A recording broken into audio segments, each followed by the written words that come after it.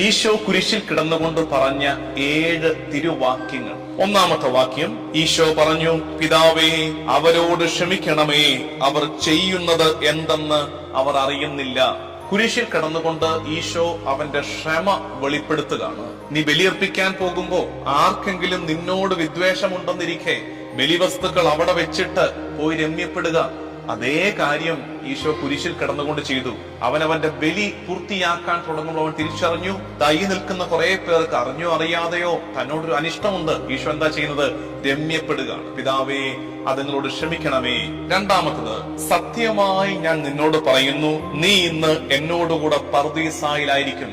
ഈശോ കുരിശിൽ കിടന്നുകൊണ്ട് പറുദീസായുടെ വാതിൽ മനുഷ്യകുലത്തിനായി തുറക്കുകയാണ്. മൂന്നാമത്തത്, അമ്മയോട് പറയുന്നു, സ്ത്രീയെ, ഇതാ നിന്റെ മകൻ. അനന്തരം അവൻ ആ ശിശുവിനോട് പറഞ്ഞു, ഇതാ നിന്റെ അമ്മ. ഇപ്പൊ സ്ത്രീയെ, ഇതാ നിന്റെ മകൻ എന്ന്